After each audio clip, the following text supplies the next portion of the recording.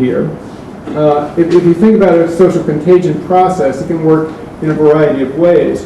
But one of the most important ways is that one shooting can very easily lead to the next in terms of retaliation. And what this intervention was trying to do is to stop that progression of the social contagion process. And the data suggests that we're very successful in doing that.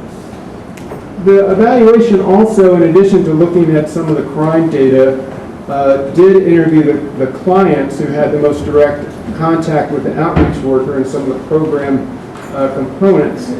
And what they found basically was that the program really made a profound effect on these individuals, and that the outreach workers were often the most key individuals in these young people's lives. The other thing that I found very interesting, because what I'll tell you about just in a moment, is that Baltimore is trying to replicate the success of Chicago with this program. And this report documented many, many, many challenges to actually implementing this. It looks very good on paper, makes a lot of sense, but it's not easy to do. And even with the various hiccups of trying to implement this program, they still were able to have a pretty profound effect in reducing gun violence in Chicago. So now I'll take you to Baltimore, where we started implementing this program. Here's some outreach workers in the McElderry Park neighborhood, about a half mile from my campus. This just is some material coming from the Baltimore Sun, doing a write-up of it.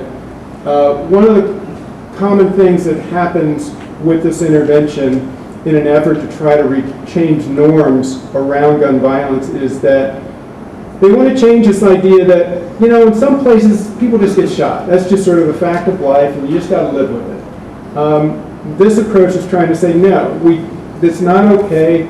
We're not going to just shrug our shoulders and move on. Anytime there's a shooting, there's going to be a community response to it, to say no more killings and gun violence. That's what this is. So in Baltimore, we did not adopt the same name of Chicago in ceasefire because so many other different programs and organizations had that same name. It got very confusing.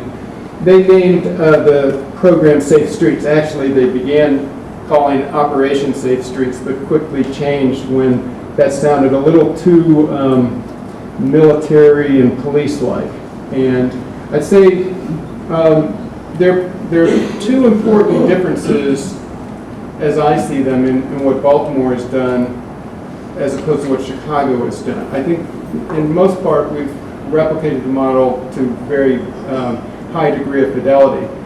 But my sense is that the involvement of the police is a little bit more in the Chicago program than is the case in Baltimore. Baltimore, it was incredibly important to make this completely distinct of anything from the police because of great distrust in most of the communities that they're working with between the police and community members.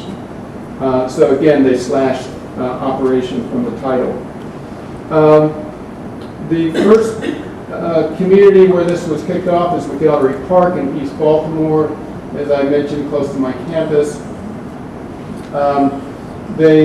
That was in June of 2007 where we had the first kickoff of that. Another site went into effect later that fall in Southwest Baltimore. All of these communities where that's been adopted, there were sort of standards of being able to get the funding, and one had to be, you had to be in the, I think, the upper quartile, upper 25% in terms of number of shootings in the police precinct or police post. The most recently funded, so there were some sites that were connected to McElderry Park that they just expanded because of some great success happening there.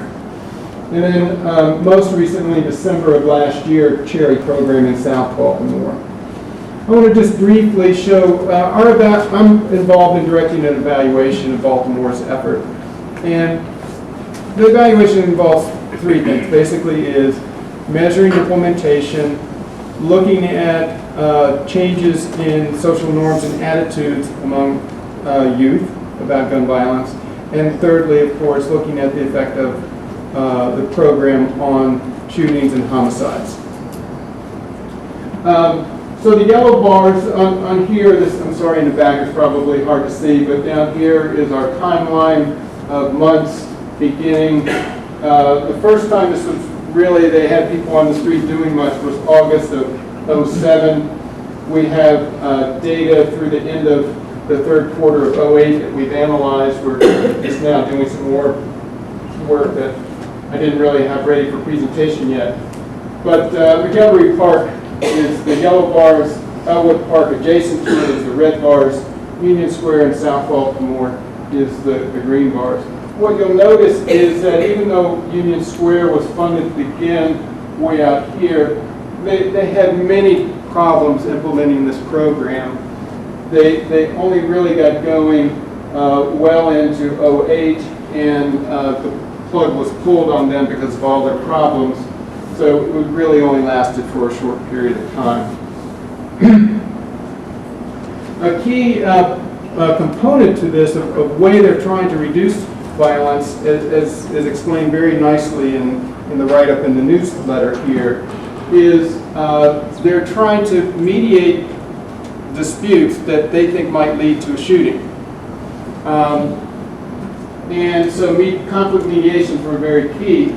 And in McElderry Park, this is really pretty phenomenal that so early on they were mediating so many disputes. And I sat in on the discussion of what these disputes were.